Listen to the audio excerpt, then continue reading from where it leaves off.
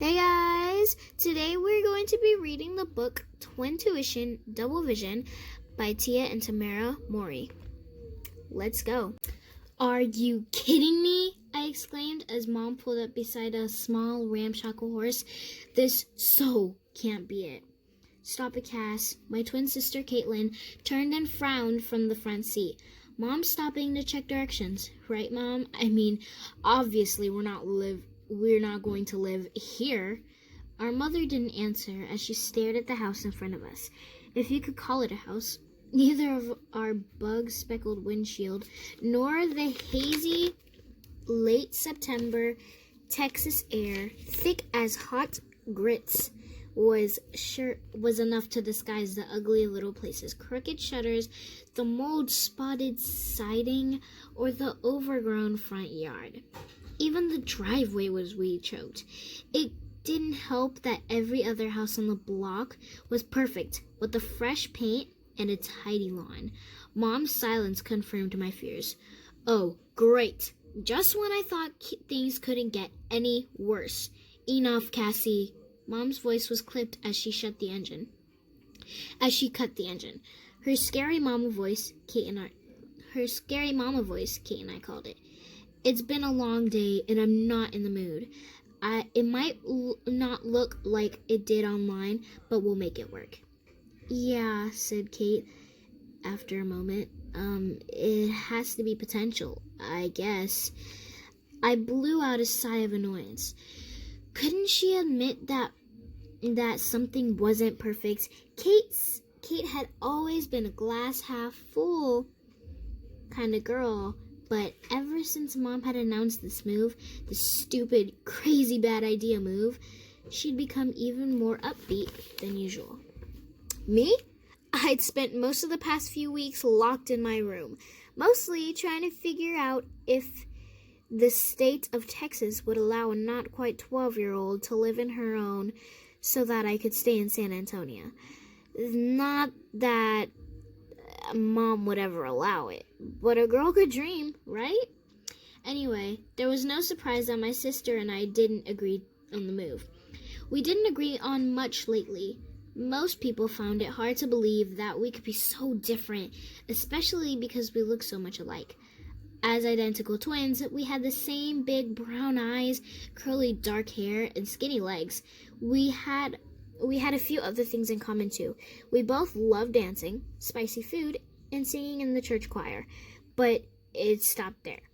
When it came to our personalities, we were night and day.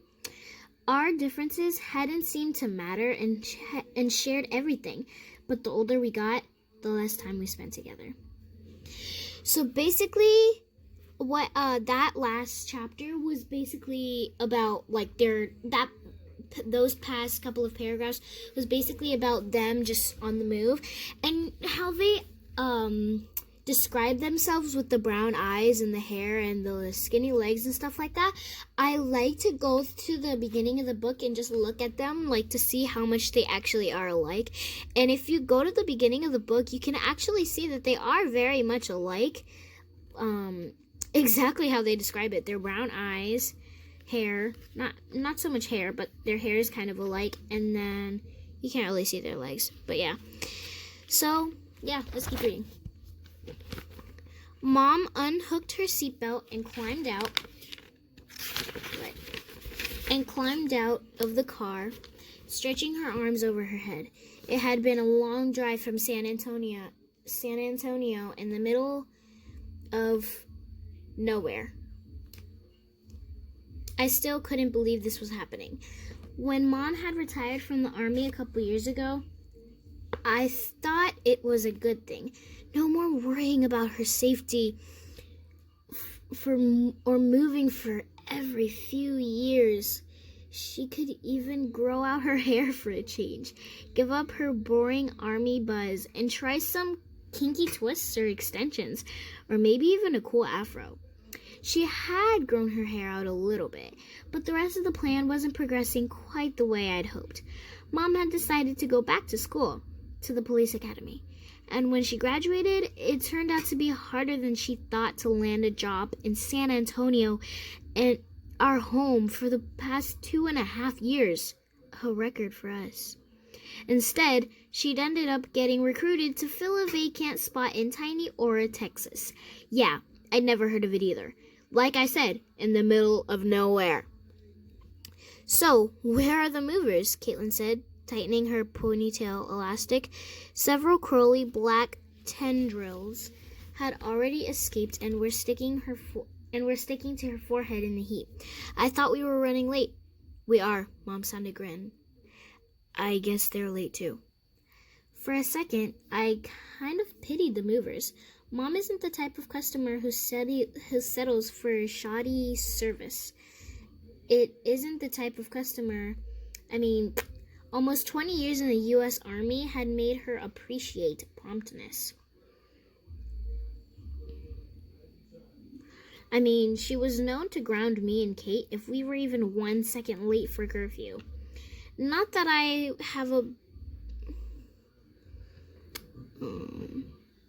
would have to worry about that sort of thing anymore. I have a feeling I wasn't going to have much of a social life in this remote town. This did not look like a place Fun ever visited. Forget it, I told myself, kicking a pebble into the long grass. Play it cool, girl. Mom may have lost her mind, but I'm sure it's temporary. After all, she's a city girl too. She'll definitely hate it here, which means we'll be back in San Antonio before Christmas. The thought made me feel only slightly better. The thought made me miss my friends, my school, my cozy lavender-walled bedroom in our old apartment. My whole life, pretty much. Kate and Mom had to be feeling the same way, even if they didn't admit it. So basically, in those last couple of paragraphs, she was talking about how the move was for her, how this was going to be kind of hard on her, but she believes that they can be back in their old town by Christmas time, which means basically she's really on the hope for that they want to go back to their old home, you know? Let's keep reading. Let's take a look inside, Mom said, checking her watch. The kitchen looked nice in the pictures. The kitchen was small and dingy, and it looked like there was some mouse poop on the stove. Yuck. That just goes to show how you shouldn't believe anything online. I hoped there were some decent takeout places nearby. Mom started opening drawers and peering into cabinets. Dust was flying, making my nose tickle. I stepped past her to look into the living room. Like everything else in the house, it was teeny. The carpet had just once been white, or maybe beige, but now it just looked plain gross. Look, a fireplace, Kate exclaimed, coming to join me in the archway between the kitchen and the living room. That's cool. Yeah, because a roaring fire would really feel awesome right now.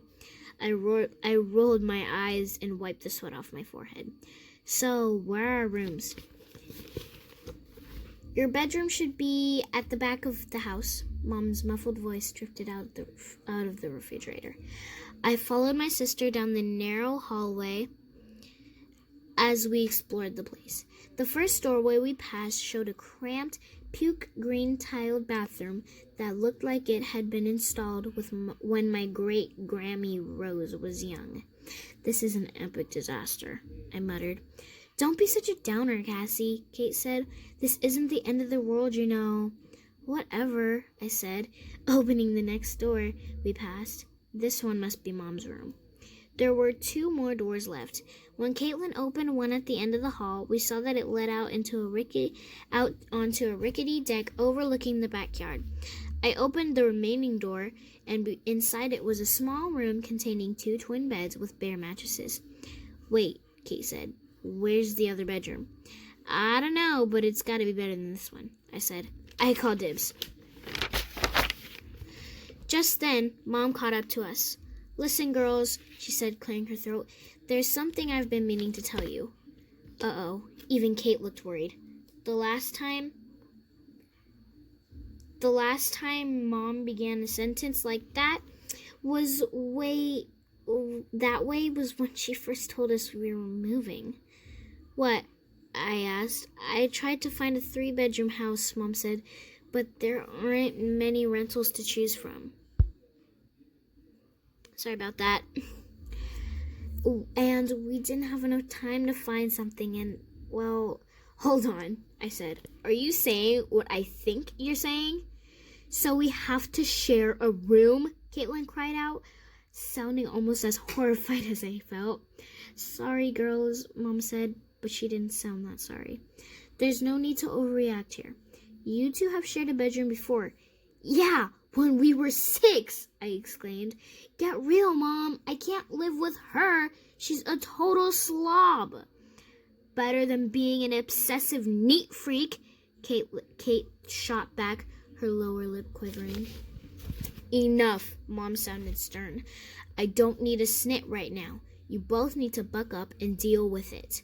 "No way," I blurted out, tears forming from behind my eyes.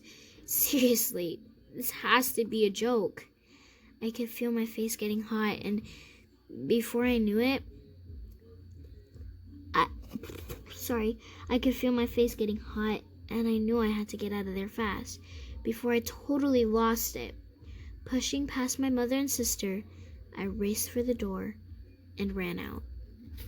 All right, guys, that was a pretty cool chapter. Next one is chapter 2, Caitlin. We will read that next time. And yeah, see you guys next time.